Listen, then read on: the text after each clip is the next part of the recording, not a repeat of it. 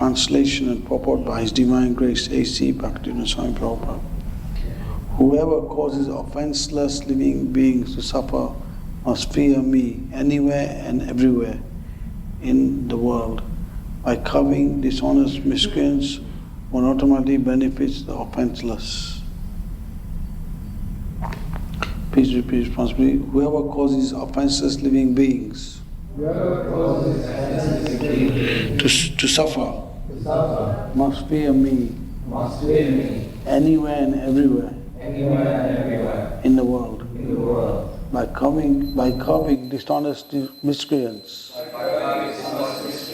one automatically benefits the offenseless. Dishonest miscreants flourish because of cowardly and important executive heads of state. When the executive heads are strong enough to curb all sorts of dishonest miscreants in any part of the state, certainly they cannot flourish. When the miscreants are punished in an exemplary manner, automatically all good fortune follows. As said before, it is the prime duty of the king or the executive head to give protection in all respects to the peaceful, offenseless citizens of the state. The devotees of the Lord are by nature peaceful and offenseless, and therefore it is the prime duty of the state to arrange to convert everyone to become a devotee of the Lord. Thus automatically there will be peaceful, offenseless citizens. Then the only duty of the king will be to curb the dishonest miscreants. That will bring about peace and harmony in all over human society.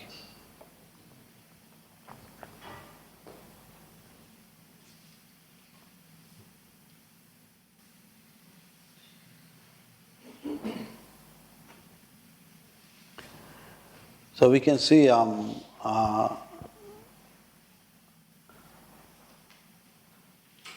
this dishonesty happening due to lack of knowledge. People become irresponsible because of lack of knowledge. Prabhupada comments in the Bhagavad Gita, 14th chapter or something, about the modes of nature, how because of lack of spiritual knowledge, people become dishonest and they get affected by the modes of nature. So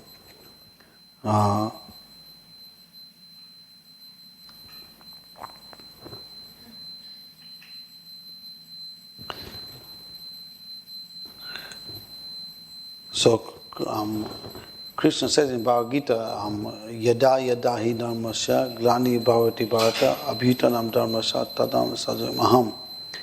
Whenever and ever there is a decline in religious principles and in the predominant of religion, at that time I descend to get rid of the miscreants and re-establish religious principles.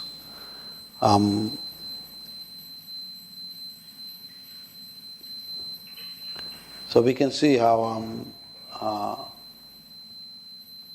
in other ages Krishna comes directly to rectify things. In the age of Kali, he comes indirectly. He doesn't manifest directly as Supreme Lord.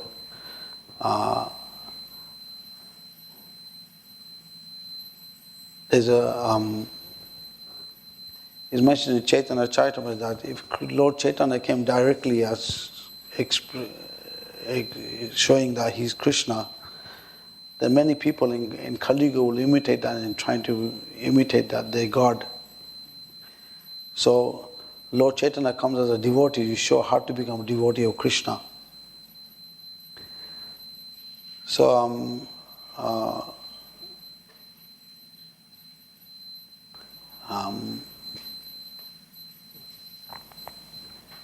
so after Lord Chaitanya left, many people were trying to not follow the line of Vaidhi Bhakti, but jump to Raghunuga Bhakti. And because of that, then and in the name of Lord Chaitanya, so many sahajas came up, upper sampradayas came in, spoiling the name of Lord Chaitanya. They minimized Lord Chaitanya's teachings to, you could say they actually diluted the teachings. So because of that, this Mayavad philosophy came in. The Mayavad philosophy came in to bewilder all these people. Actually, there was a reason for the Mayavad philosophy to come in. Actually, it's mentioned in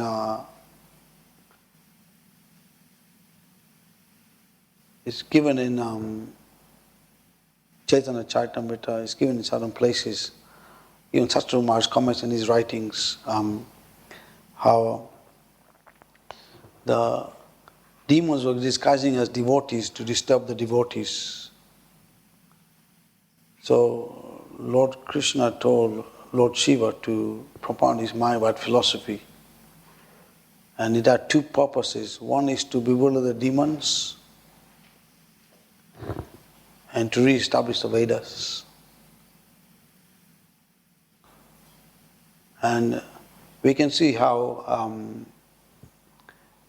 these Mayavadis, they actually dress like devotees. They wear dhoti, tilak, everything, but their philosophy is to actually misguide people. And this is actually the root cause of actually, like he says in the purport, miscreants come about because of this Mayavad philosophy.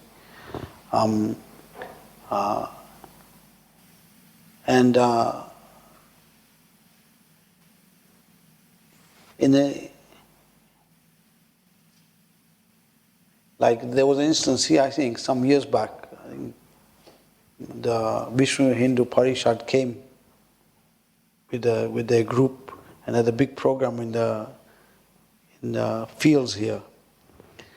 And Srila Shivaram Swami came. And this Mayavadi was giving he was meant to he gave a talk or something. And Shivaram Maharaj came to actually stop him speaking or something, or actually to find out what the situation was. And behind the scenes, Srila Shivaram Swami was talking to this Mayavadi and he's giving Bhagavad Gita quotations. And this Mayavadi was only giving half of quotations from the Bhagavad Gita. Maharaj giving the full quotations. And after the conversation, the Mayavadi said, I have to go to the toilet, and he just disappeared. Because Shivaram Maharaj's point of view was that in the grounds of Radha Gokulananda, how can you offend them by minimizing them? That was his point. That he came to defeat these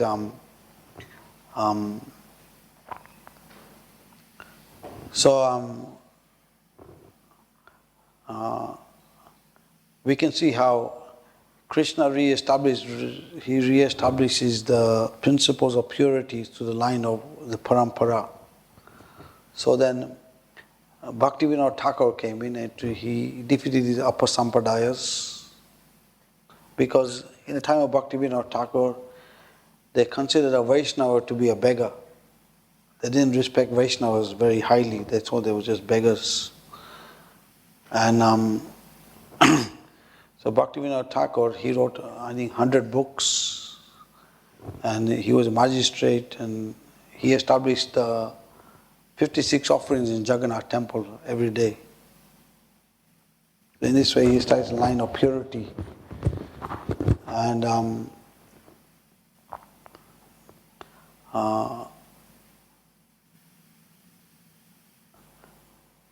And then it says in Bhakti Siddhanta Bhava, it's mentioned how Lord Jagannath appeared to Bhaktivinoda Thakur and told him that I've sent you here for a mission, you're not completing that mission. Although I think at some point Bhaktivinoda Thakur did, he found Mayapur Dham, rediscovered it, but he had to actually establish the spiritual Siddhanta to re-educate the masses of people about who Lord Chaitanya was. Because after Lord Chaitanya disappeared, everything just went downhill. It's all hodgepodge, like khichdi mixed. And he said when Bhaktivinoda Thakur was there, when he was young, as he was growing up in Calcutta, he saw many Kali temples. In the name of religion, they used to offer goats to goddess Kali, and there was no, they weren't following any spiritual principles like we are in ISKCON. They was all diluted. So Bhaktivinoda Thakur, he studied the Hinduism in his time, then he studied Christianity because at that time the British ruling India. So he had contact with the British, and his conclusion was that Christianity is more closer to Vaishnavism than Hinduism. Because in Christianity is everything simplified, one God, you follow the commandments. In Hinduism, there's so many gods you have to worship and so many rituals you have to do, and very complicated. So, but this was Bhaktivinoda Thakur's conclusion after studying his scriptures, and so we can see Bhakti-Saran Thakur was sent to Bhaktivinoda Thakur to help spread the mission. And in his time, when Bhakti-Saran Thakur was preaching, it was the British actually who actually supporting Bhakti-Saran Thakur in his mission. So we can see how Bhaktivinoda Thakur's quotation was perfect in terms of how because although the Bible got changed many times and everything happened, but still the basic principles were there in terms of line of purity. So you can see in this way how the British respected Bhakti-Saran Thakur for his preaching the mission of Lord Chaitanya. So even we can see how even Srila Prabhupada, he preached in India for 30 years. And before coming to the West, Prabhupada was begging each family to give him one son to become a Brahmana to help spread the mission, to assist him. And the Indians, they were thinking, what's the use of becoming a Brahmana, What's the point? We have to look to the West. This was their vision on it. And when Prabhupada came to the West and he introduced Lord Chaitanya, then we can see how the Westerners took him very fast and they become devotees of Krishna very quickly. Because Prabhupada's way of thinking was, if I can make the Westerns into devotees of Krishna, then the Indians will follow. So that's what happened. So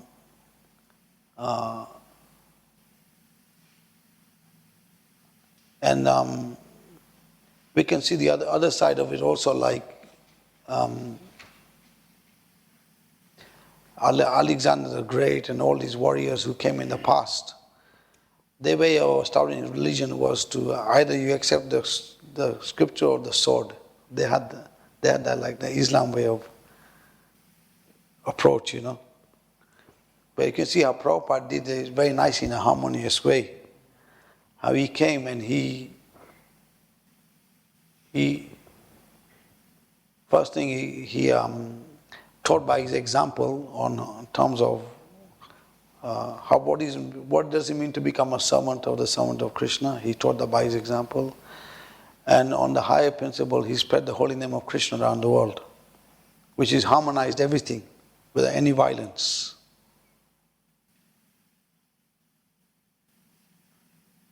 So, this was Prabhupada's first phase of the mission, actually, where he wrote over 60, 70 books.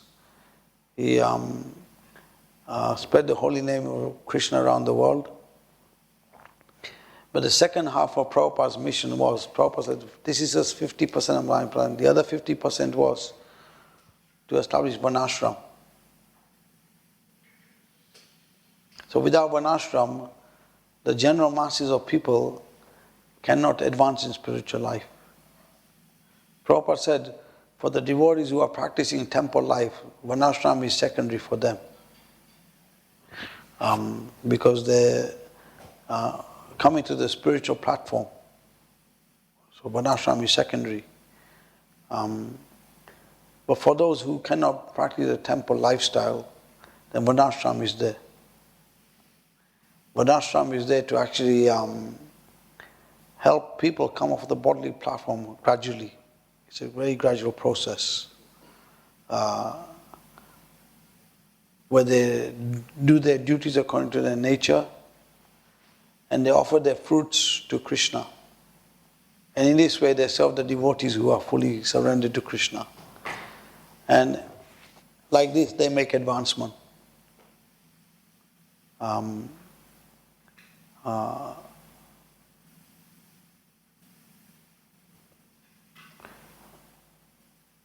We can see in previous times, the Brahmanas were, like in the time of King Vena, they were very powerful, the Brahmanas. And the Brahmanas tried to speak with King Vena to convince him that what you're doing is not correct.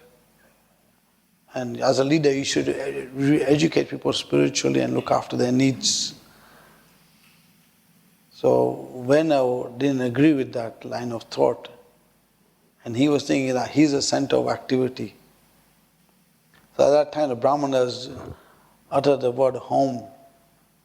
They uttered some words, and Vena died. And then by churning the body of Veda, a black person came out. He was his contamination. Then King Pitu and Archie came out, and they became the rulers of the world like that. So, for us, within our times,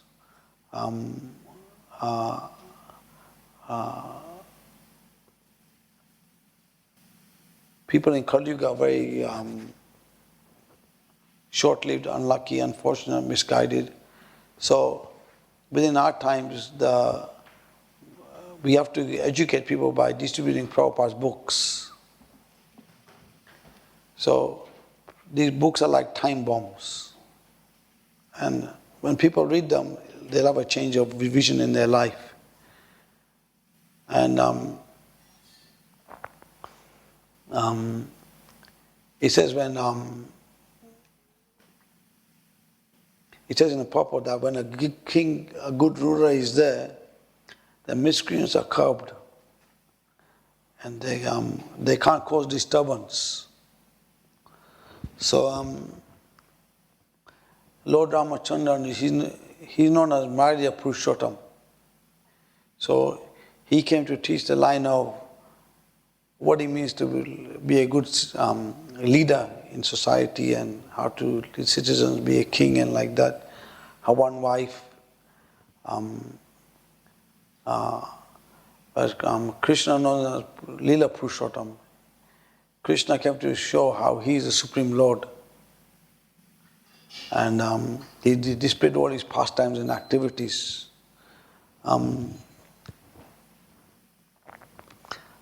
Like Prabhupada mentioned in the Krishna book, Krishna's daily activities, how Krishna married 16,108 wives. And in each palace Narada Muni was going, Krishna was doing different activities with his different wives. Somewhere he was playing chess, somewhere he was looking after the children, somewhere he was doing sacrifices. Like this Narada Muni was seeing. And at one place Krishna was doing his meditation on himself. So Prabhupada mentioned in that connection how meditating on Radha and Krishna or chanting Hare Krishna is the same thing, no difference. Krishna was meditating himself to teach us that we should meditate on him. Because Krishna came to do his human activities in this material world. He came like us to show us how we should surrender to him.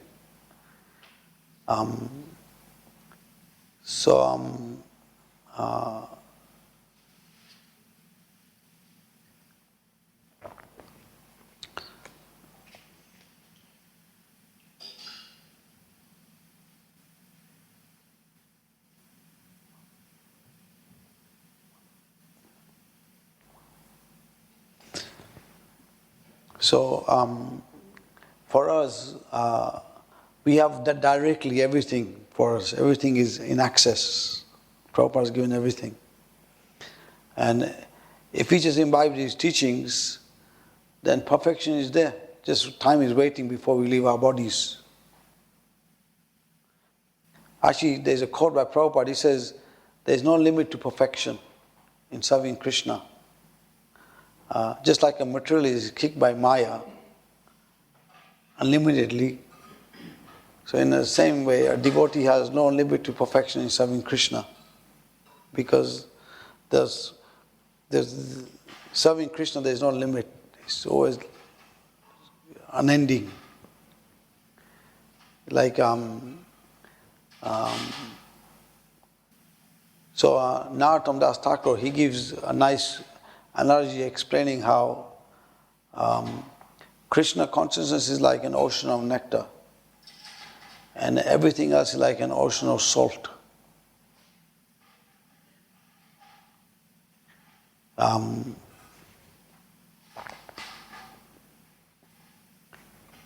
So in the material world, those who want to be cheated, they follow four kinds of so-called leaders. And this is mentioned in Srimad Bhagavatam 2.3.19. Svavid parahastra kara samastu purushu pashu yat yat kana pata pata jatunam gada garaj. Okay. This is where the good materialists are compared to dogs, hogs, camels and asses. How? We shall examine. For example, a dog. What are the characteristics of a dog? The dog serves the master very loyally. The dog will be very loyal to his master because the master is giving him bread. A dog is unable to discriminate as to what is the character of the master. The master may be a criminal or he may be a saintly man. Dog is unable to discriminate. But because he is getting his bread from that individual, he is very loyal to him. Similarly, living entities are leading the life of a dog because they are serving a master who gives him their paycheck, and they are not trying to discriminate as to what is the character of the employer. As long as they are getting their paychecks, they will be very loyal to the employer. And the moment they do not get their paycheck, they will retaliate. Therefore, the Srimad Bhagavatam compares the materialist to a dog. The Srimad Bhagavatam further compares the materialist to a camel. The camel bites on thorns. When the camel bites on thorns, his tongue bleeds, and he thinks that he is drinking thorn juice. Because he is thinking that this thorn juice is very tasty, he bites on the thorns even more. But he does not realize that this thorn juice is nothing but his own blood that is being obtained by his tongue being cut. Similarly, materialists are engaged in sex life without discrimination, without realizing that in the semen they are discharging so much blood is being lost. They are not realizing that the so-called temporary pleasures that they are experiencing is being obtained by the discharge of their own valuable blood. The Srimad Bhagavatam says that these materialists who try to obtain pleasure by sex life are compared to camels who thinks that the thorns are very tasty. Radha Gokulananda ki jai. Further, Srimad Bhagavatam compares the materialist to the hog. What are the characteristics of a hog? The characteristic of a hog is that he eats without discrimination. The hog does not discriminate what he is eating. If we were to approach a hog with a very palatable plate of prasadam, the hog would clearly reject it and instead choose stool. Similarly, the materialist also rejects spiritual food and they want to eat without discrimination. The hog is proudly thinking that he is enjoying. There is a nice story in the Srimad Bhagavatam about Indra. Indra was cursed and hence he had to take the birth of a pig. When Indra took his birth as a pig, Brahma and other demigods saw that the department of rain was not working properly, and they approached Indra saying, "Please resume your duties." But Indra refused. He said, "I am enjoying the association of my Mrs. Pig and the junior piglets. I do not want to leave their association of Mrs. Pig." It is only when Indra was threatened with a butcher's knife that he decided to part with the company of Mrs. Pig. Similarly, the living entities today want to eat without discrimination and mate without discrimination. Previously, in the materialist society, the principle was that one would only mate with one's wife. But today, they do not discriminate and they mate with anyone who comes in contact, just like the hog. Lastly, the Srimad Bhagavatam compares a materialist to an ass. What are the characteristics of an ass? The ass carries heavy burden of load all day. And the moment the ass wants to take a little bit of rest, he is kicked by his master. Some of you who may have been to India may have seen the ass at work. The moment the ass takes a little rest, the master kicks him. The ass carries this heavy burden of load all day. Why? Because he thinks that little bit of grass that he needs can be obtained only if he serves the master by carrying this heavy load. The ass is thinking that is only because it is only because he carries this load all day will his master give him this little bit of grass in the evening.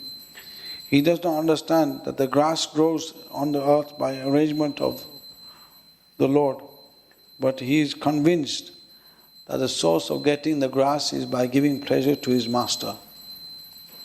Similarly, the materialists are carrying so many anxieties, just like the ass is carrying heavy burden of load. The materialist, one who does not want to be dependent upon the Lord, is full of anxieties and he is happily increasing his anxieties because he thinks that if he does not please all people around him, he will not be able to get his bread or happiness. Dogs, hogs, come in asses. This is the definition of present materialistic men. They are leading lives of dogs, hogs, camel and asses, and they are glorifying other dogs, hogs, camel and asses. They are just like politicians. He goes to give a speech and then the supporters of his party will clap when he comes. A dog, hog and camel and ass is glorifying other dogs, hogs, camel and asses. Srimad Bhagavatam says that the materialist who does not depend upon the Lord is simply wasting his time. From morning till night, their only concern is sense gratification, just like King Vena. King Vena's only interest was sense gratification, and he was very proud of his kingdom. Similarly, the present materialists are very proud and they want to engage in sense gratification from morning to night. The only restriction on their sense gratification is their financial budget. Believe it or not, that is the only restriction on sense gratification, their finances. If the price is too high, then they will restrict their sense enjoyment. Just like these days, meat is getting to be very expensive. So, for economic reasons, they are consuming vegetables. If meat was cheap, they would gladly buy meat. The only restriction is to this sense gratification today is the financial budgets. So we can see how the devotees, we have this is Gopal Krishna Maharaj's lecture. So he's giving the other side of it now. He says, just like the devotees of the Krishna conscious movement who in the month of December engage in marathon to distribute mercy of the Lord, the materialists are also engaged in eternal marathon of sense gratification from morning to night. Even when old age comes, when they are about to die, when the notice of death is clearly visible, they still try to squeeze a little bit of sense gratification. They are never tired of their marathon efforts of sense gratification. Those materialists who lead their lives just believing in the principle of bodily realization instead of self-realization are called in the Srimad Bhagavatam Pasu. Pasu means animal. This material world in the Srimad Bhagavatam will compare to a desert. If you are in a desert, you cannot be happy. Why? First of all, the heat is so strong. We may hate the cold weather of Montreal, but if you are in a desert, it is far more miserable. The heat is very strong, and due to the heat, one builds up temperature. If one is walking in the desert, it is very uncomfortable. Not only it is very hot, but also the sand is always blowing against the face. Similarly, material world is like a desert. The materialists are walking in this desert of miseries, and the sun is constantly blowing against their face. That is in the form of these miseries of life. And they are saying, oh, we have found an oasis. So we can see how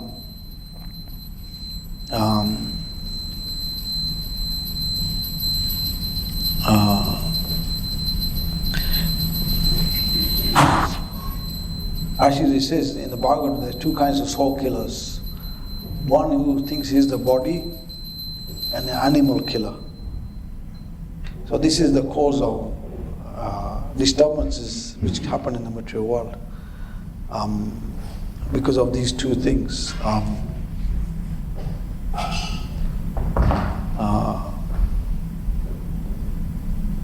So as devotees, the purpose of the material world is to actually facilitate everyone to go back to Godhead. That's the purpose of the material world. And he says when that disturbance is, when that plan is coming to disturb, when that plan is going to be disturbed, then Krishna arranges three kinds of things to happen: pestilence, wars, and famine. And these three things happen to remove the unwanted progeny. So the purpose of the material world can be fulfilled. So Prabhupada said in his lectures that the human form of life, you get a chance to actually become self-realized. And those who miss that chance, then at their annihilation of the creation, they enter the body of Mahavishnu again. Because they're not qualified to enter the spiritual world. And then they get a chance in the next creation when Mahavishnu breathes out and the creation happens again. They get a chance again to fulfill that chance to become self-realized. So in that sense, the human form of life is very rare. It's a very special form to become self-realized. Any comments or questions? Mataji's got a question there. Whatever. Wrote or whatever.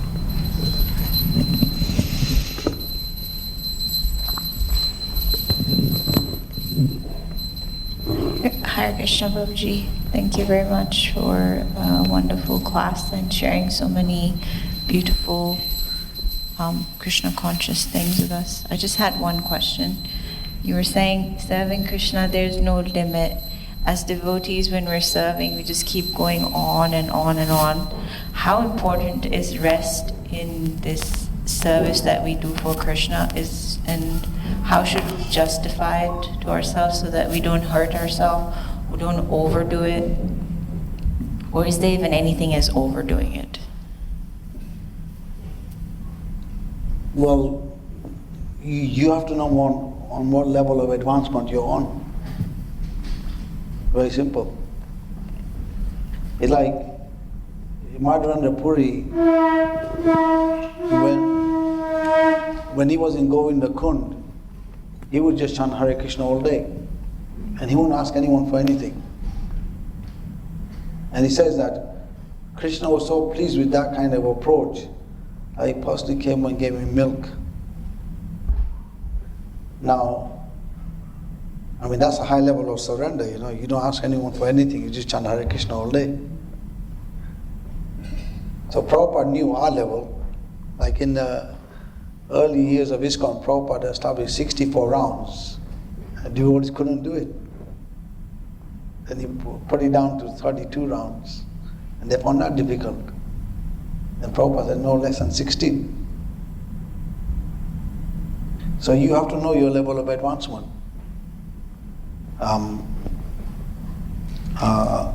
There's an interesting quote. Let's see if I can find it. This is from Jaiva Dharma, to show how to enter the spiritual rasa. Those who are convinced that the lotus feet of Sri Krishna are the summum bonum of life are the purest devotees, and they alone are capable of relishing bhakti rasa.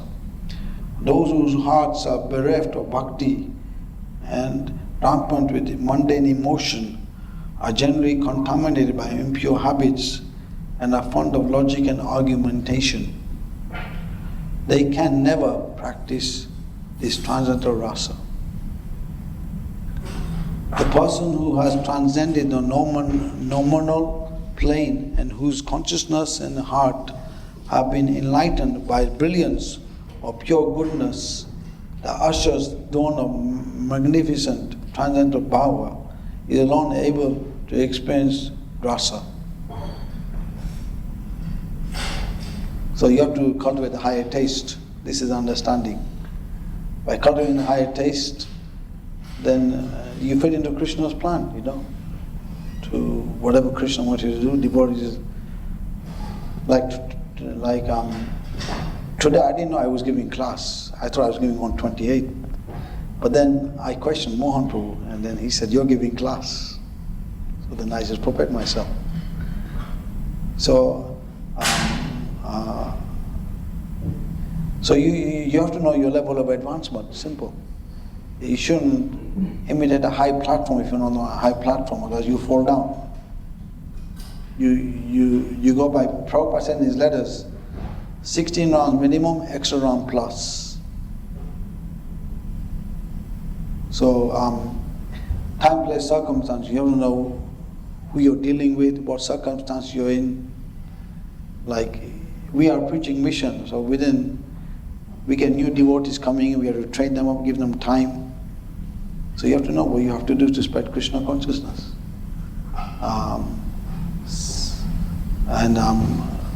By helping someone come to Krishna consciousness, you get Lord Chaitanya's mercy. So like that, you have to make adjustment. Very simple. Read Prabhupada's books.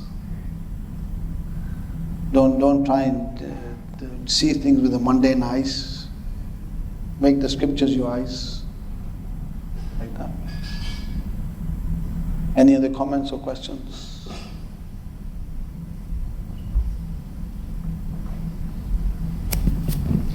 Krishna Prabhu, thank you very much for the points, especially for the clarification of Srimad Bhagavatam that you read in the beginning. It's really wonderful. You've said about, so many times I heard this point that Srila Prabhupada said that 50% of his mission about Varnashram Dharma is not complete, and you were mentioning how this is actually for the general public to have a system where they are gradually advancing spiritually, because not everyone will become a Vaishnava, not everyone will come to the temple, not everyone will be even chanting 60 rounds, but to have a system where they can live their life in a simple way and then actually gradually develop their consciousness to the point of being a Vaishnava. So do you have any kind of, maybe if you read somewhere, how would that look like? Because it cannot be in the same level of, Maharaj Parikshit or any of previous yugas. We cannot establish the Varnashram Dharma in that level now. So how would this Varnashram Dharma? This will be Devi Varnashram.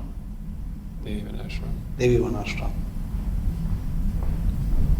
It will be like the spiritual Varnashram, isn't it? Like, because it's not like the Kali Yuga is going to stop. The Kali Yuga will continue. And for those who take to Lord Chaitanya's mercy, they can enter this line of Varnashram if they're not on the level of following temple standards. Slowly they'll take to the path. They'll take to cow, doing seva within the, looking after cows and serving the Vaishnavas and spreading the mission in their own way. Because in Jaiva Dharma it explains that to come to that level of perfection, it takes many lifetimes. It's not like it just comes like that. You have to have spiritual piety behind you. So you have to build up the piety of people who are coming, build up their spiritual piety. And from that, they'll come to it. They'll come slowly to the path of perfection.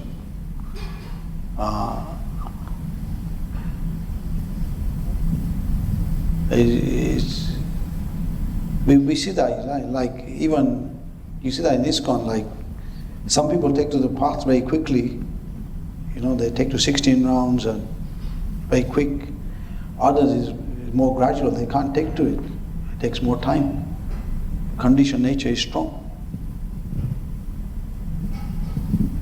So in a sense, you said that the Vaishnavas will have their communities, and then people in general will join these communities, and then they will be engaged.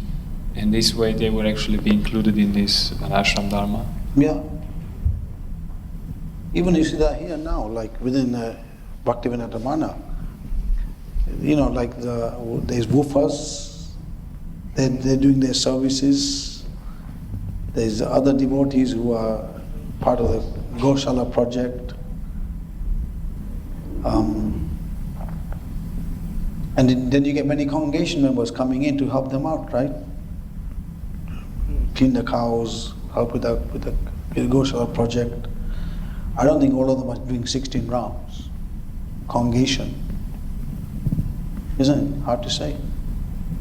But they're making some advancement. In time, they gain some piety to help the mission of Lord Chaitanya. And at some point, they'll take to Krishna consciousness. And we engage them based on their propensities in this way, actually. Okay, thank you. Yeah. Any other comments or questions? Prayojan Prabhu's got something.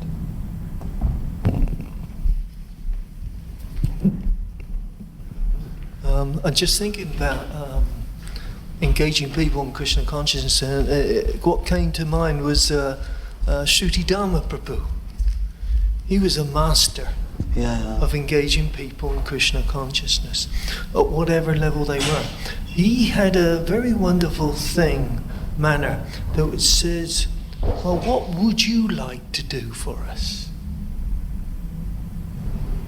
Immediately he engaged them in what as a sort of a consideration that way, instead of him giving them the clue, what would you like to do for us? And then they would say, probably, what do you need? he had that ability to to engage people in service according to their desire, but also that they did want to give something. You know, he was a master of that. He just asked them the question. You know, like when he was physically handicapped, he said, they said, what do you need? What do you want us to do? And he said, what do you want to do for me? Immediately, he put it on the other foot. And, you know, and it's very interesting. So he never made any personal demands. He said, what would you like to do for me? It's a very interesting aspect of engaging people in a way that they want to give, just by asking that question, putting it reverse way round. What would you like to do?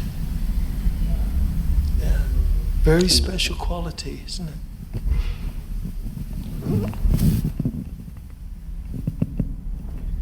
You mentioned about having to have spiritual piety in order to make advancement. But there's one verse that says Tatra lolyam api mulyam ekalam and janma koti sukrite nalabhyate. So in thousands of millions of births, we can't get Krishna consciousness by piety. It requires tatra lolyam, intense greed, Krishna bhakti rasa bhavita miti, to obtain Krishna bhakti. So, but at the same time, I can see that, you know, obviously, for some people it's easier to take up, and other people it's not so easy. Well, Prabhupada said in his lecture, he said, whatever you do in Krishna consciousness is never lost. And that piety is always builds up, spiritual credits build up and up. So does it mean it doesn't require material piety, like doing karma kanda activities? No. So that it has to be spiritual. Spiritual, like, Nehavi krama nashasti, that whatever you've done is always preserved. Yeah, so at There's no some loss. point it builds up to a point where then you just take to Krishna consciousness very fast. Okay, so it means that, you know, thousands of millions of births of just doing pious activities just for the sake of some material gain, that doesn't give you Krishna. Well, there's an example of that, like that washerman in Mathura. When Krishna and Balaram came there, they wanted the cloths from him. And he says, Bhakti Thakur comments on this, he says, that washerman did millions of lives of previous pious activity to gain that qualification to get Krishna's darshan. But the fact that he was serving Kamsa, when Krishna came and asked him the cloth, he wouldn't give it to him. He started chastising Krishna and Balaram, saying, "You're coward boys, how can you take the king's property? You'll be punished." And Krishna cut him with his hand, you know, he cut his head off. Which is also favourable. Mercy, isn't it? So that shows that you can have spiritual piety, but if you take wrong association, then you can't appreciate when Krishna comes to you.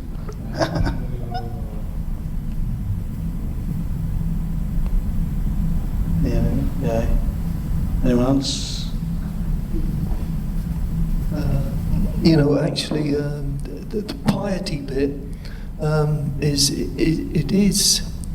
it has some favourable side effects in that one day they will meet somebody they'll be given the good fortune to meet a sadhu. I see. Who will break the barrier, they'll be given the fortune to meet a devotee of Krishna. Yeah.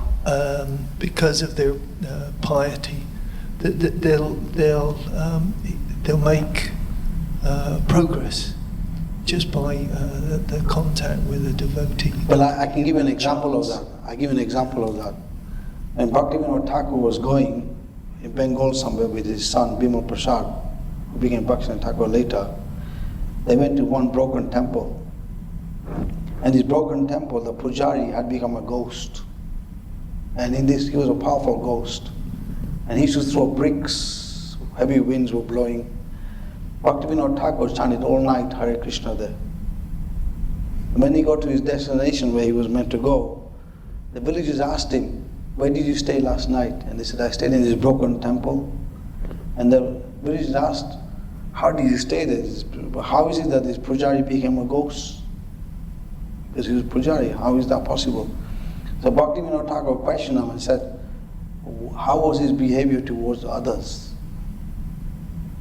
And the village said his behavior wasn't good. Then Bhaktivinoda Thakur said, this is why we became a ghost. Then they could understand from Bhaktivinoda Thakur's interaction that actually by him chanting Hare Krishna there, that pujari got delivered by hearing the pure name from Bhaktivinoda Thakur. After that, they gave him the title Seventh Goswami.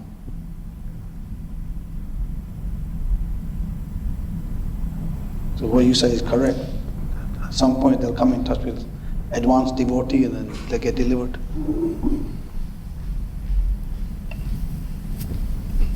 Antara Srimad Bhagavatam ki jai, Prabhupada ki jai.